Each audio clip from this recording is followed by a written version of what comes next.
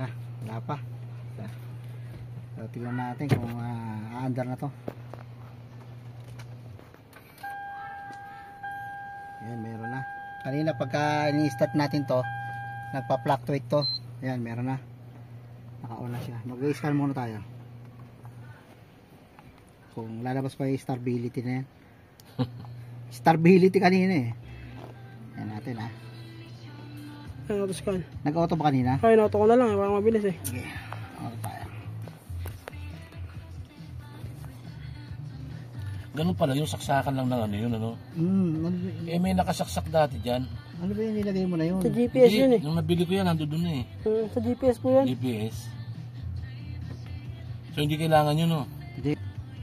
2017 with smart key. Okay.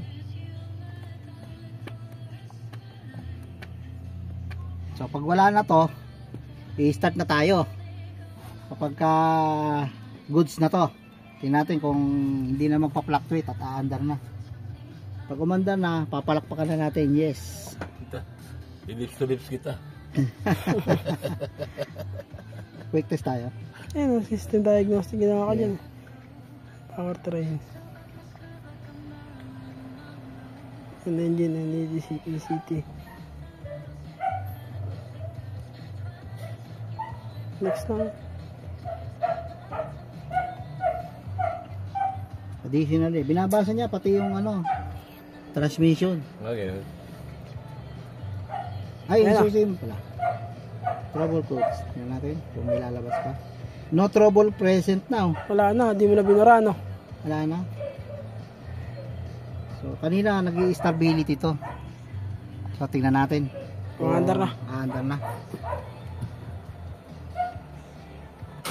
Yun. Yun po! Quality! Yes! Isang click lang.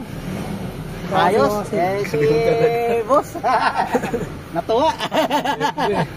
Ang tuloy na umandar. So, wala na yung trouble code. So, pag salpak natin ng starter, kasi kanina nakiklik yan, namamatay. Sa-shutdown yung panel. Yun yung problema nito. Tapos, wala naman siyang trouble code na inilalabas dito sa check engine niya. Hindi nagpa-function check engine. Tapos, nung in-scan natin, nakalagay sa kanya stability 1604. So, hinanap natin yung problema. Kasi ayaw nga mag-start tapos nag-lulus. Ngayon, pag backlash ng starter, sinukleya ko, mandar naman. Binaba ko na yung starter, tapos pinalitan ako ng carbon. Yun, goods na. Doon yung pinapalitan natin natin. Para talagang tama, papatayin to. Para malaman natin talagang okay na siya. Baka tsamba lang. Nakachamba lang eh.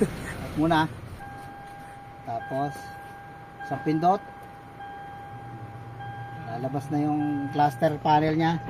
Isang pindot uli. Lalabas yung panel. Tapos, tingnan natin. Apakan. Tapos start. One click na nga. Wala nang problema. Sarap na. Sarap pakinggan. Sarap pakinggan. Nakatipid na. Wala na yun. Ayaw nyo ng 7,000 Nakatipid tayo kasi pinagawa na lang natin. Pero ano yun, ipunan ko yun. Pero sa tansya ko, mga tatagal sa na ganda, eh. no? Sa ganda ng palo eh, no? Ano yun, genuine parts yun eh. Genuine parts? Tatagal na. So, Sa ganda ng palo, no? So, pakita mo yung nasira. Nasaan na ba yung carbon? Pakita mo. Pakita mo doon. Pakita nga.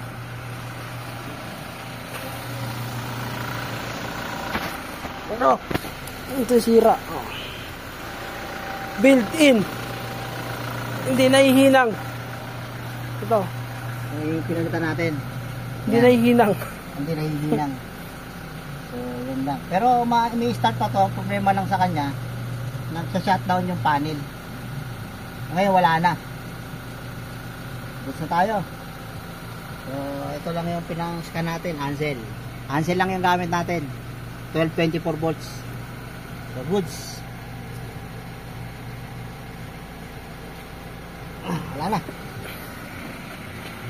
Ay.